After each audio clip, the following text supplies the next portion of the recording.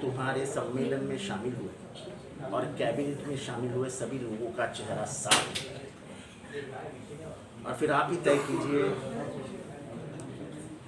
कि भ्रष्टाचारियों का सरगना कौन है सर? आप ही चुनिए। जो 8 मंत्री आपने एनसीपी से बनाए हैं वो क्या दूध के दूल्हे हैं क्या? उनको आपने वॉशिंग मशीन में डाला, आपकी स्पेशल वॉशिंग पाउडर है उसमें उनको धोया और बाद में साफ करके निकाल दिया। सर, जिस प्रकार गए कई सालों से देखा जा रहा है कि जिनके ऊपर भ्रष्टाचार के आरोप लग रहे हैं वो बीजेपी में जा रहे हैं और उनके ऊपर के आरोप भी मिट रहे हैं। आसाम के मुख्यमंत्री हेमंता कुमार बिस्वास, ये क्या थे? कौन थे? क्या आरोप हुए थे? ऐसे सभी जगहों पे जितने कांग्रेस के प्रमुख नेता हैं जो बीजेपी में शामिल हुए, जरा उनका इतिहास निकाल के देखिए कि क्या क्या आरोप किए थे बीजेपी ने उनके ऊपर। स्वयं अजीत पवार के ऊपर देवेंद्र फडणवीस जी ने क्या आरोप किए थे, जरा उठाकर देखिए। फिर आपको समझ में आएगा, पूरे महाराष्ट्र को पता चलेगा कि सच्चाई क्या है। सच्चाई तो यह है कि शरद पवार इन जातियों शक्ति के और सत्ता के बीच में सबसे बड़ी दीवार है, और जब तक ये दीवार हम गिराते नहीं तब तक हम सत्ता के नजदीक नहीं जा सकते। जाएंगे तो भी ऐसे लंगड़ के जाएंगे। तो उनको वो दीवार पे हमला कर देने का है। वो हत्ती का जो ये है ना गंडस्थल, उसके ऊपर जब तक मारते नहीं तब तक हत्ती गिरता नहीं। तो महाराष्ट्र का गंडस्थल शरद पवार है, उसके ऊपर जब तक हमला नहीं करते कौन ये शरद पवार के बारे में बोलते नहीं तो आप न्यूज वाले मेरे पास आते क्यों सुबह? देवेंद्र फडणवीस कल बोला, आप आए क्या मेरे पास? शरद पवार है यार, इतनी बात तो समझो। सर, अमित शाह ने उद्धव ठाकरे जी के ऊपर भी एक टीका की है कि वो औरंगजेब के फैन क्लब के प्रमुख हैं। देखो ऐसा है कि उद्धव ठाकरे इनके हाथ में नहीं लग रहे हैं। दूसरी चीज हिंदुत्व, साफ हिंदुत्व जिसको कहते हैं, वो अगर किसी ने संभाला है, पाला है, नीति नियम से पाला है, तो वो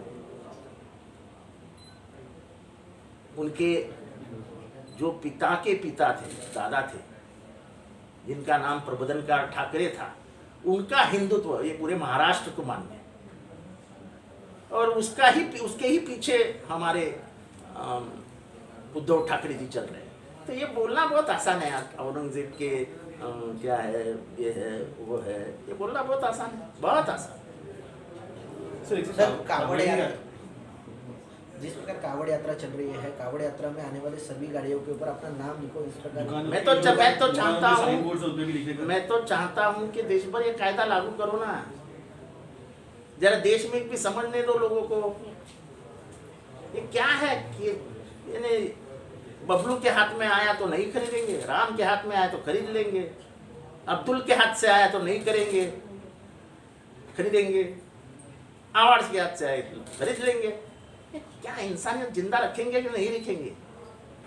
लोग हाथ का कमाते हैं, रात को खाते हैं, तो उनको खाने से भी रोक दोगे क्या? भी ये भारत है कि भारत को पाकिस्तान बना रहे हो?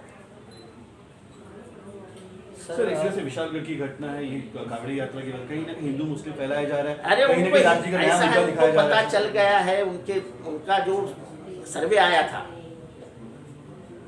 कुछ पार्टियों ने इंटरनल सर्वे किया था, तो किसी को 25 सीट दिखा रही है, किसी को 52 सीट्स दिखा रही है, किसी को 17 सीट दिखा रही है।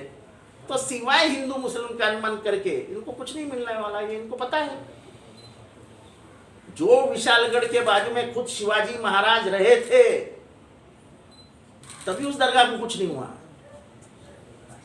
तभी उस दरगाह को कुछ नहीं हुआ। ये कौन से शिव भक्त थे जो विशालगढ़ पे भी गए, हमला किया और नीचे आके दरोड़े को क्या रहते ना, हिंदी में क्या बोलते, दरोड़ों को डकैती डाली, पूरा घर दार सोना नाना और औरतों की सब बैग सब लूट के चले गए। ये तो सिर्फ चंबल में चलता था, ये नए चंबल के तो डाकू कहां से आ गए? सर इसी को लेकर एक सवाल है, पिक्चर आ रहा है धर्मवीर 2, उसमें हिंदुत्व को आगे लेके जाने की कहानी कर रही है, यहीं पे भी हिंदू मुस्लिम दिख रहा है सर, आप किस तरीके से?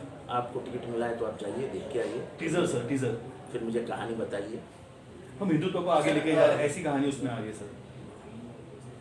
सर अजित इनका दादा हिंदुत्व हमें बहुत बहुत नजदीक से दिखा है। सर उप मुख्यमंत्री अजित दादा का एक नया ढंग सामने आ रहा है।